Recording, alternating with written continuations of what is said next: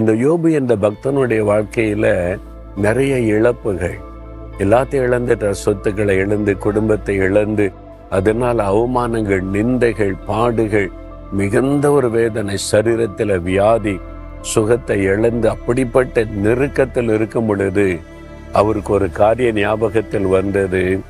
என்ன வேணாலும் எனக்கு நடக்கட்டும், என் மீட்பர் உயிரோடு இருக்கிறார், நான் அதை விசுவாசிக்கிறேன்.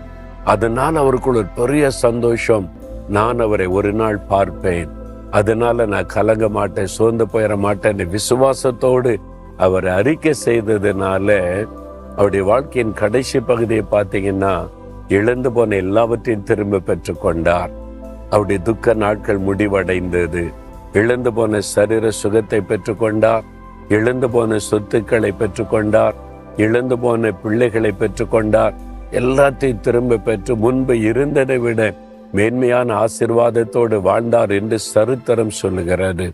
நீங்களும் சொல்லுங்க, என் மீட்பர் இயேசு உயிரோடு இருக்கிறார், மரணத்தை ஜெயித்து உயிரோடு கூட எழுந்தார். அவர் உயிரோடு இருக்கிறார், என் கூட இருக்கிறார், எனக்குள் இருக்கிறார், எங்க குடும்பத்தில் இருக்கிறார், எங்க வாழ்க்கையில ஒருவராய் இருக்கிறார்.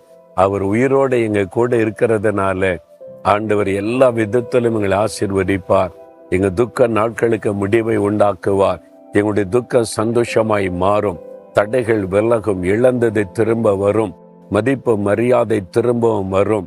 எங்களை அவமானப்படுத்தி நிந்தித்தவங்க எல்லாம் எங்கள் மத்தியிலே வந்து நின்று எங்களை புகழும்படி கர்த்தர் செய்வார். விசுவாசத்தோட சொல்லுங்க, என் மீட்பர் உயிரோடு இருக்கிறார். என்னை விசுவாசத்தோட சந்தோஷமா விசுவாசத்தை அறிக்கை செய்து சொல்லுங்க, அற்புதங்கள் நடப்பதை காண்பீங்க. இந்த மாதத்துல இழந்ததெல்லாம் திரும்ப பெறுவீங்க. நிந்திக்கப்பட்ட இடத்துல உயர்த்தப்படுவீங்க, அவமானப்படுத்தப்பட்ட இடத்துல நீங்கள் மேன்மைப்படுத்தப்படுவீங்க. அந்த ஆசீர்வாதத்தை இந்த மாதத்துல பார்க்க போறீங்க. விசுவாசிக்கிறீங்களா? அப்படின்னா விசுவாசத்தோட சொல்லுங்க, என் மீட்பர் இயேசு மரணத்தை ஜெயித்து உயிரோடு இருக்கிறார், என் கூட இருக்கிறார், எங்களோடு இருக்கிறார். ஆகவே நான் கலங்க மாட்டேன், பயப்பட மாட்டேன், சோர்ந்து போக மாட்டேன்னு சொல்லுங்க, அற்புதங்களை காண்பீர்கள். சொல்றீங்களா? என் மீட்பர் உயிரோடு இருக்கிறார், என் இயேசு எனக்காக சிலுவையிலே மரித்து அடக்கம் பண்ணப்பட்ட இயேசு மூன்றாவது நாள் உயிர் தெழுந்த இன்றைக்கும் உயிரோடு இருக்கிறார், என்னோடு இருக்கிறார், எங்களோடு இருக்கிறார். ஆகவே நான் வெட்கப்பட்டு போவதில்லை, இழந்து போனதை திரும்ப பெற்றுக்கொள்ளுவேன், அவமானப்படுத்தப்பட்ட இடத்தில் மேன்மைப்படுத்தப்படுவேன். எங்களுடைய துக்க நாட்கள் முடிந்து போகும், எங்கள் துக்கம் சந்தோஷமாய் மாறும். இந்த மாதத்தில் அற்புதங்களை நான் கண்டு களி கூர்ந்து ஆண்டவரை துதித்து நான் மகிழுவேன்.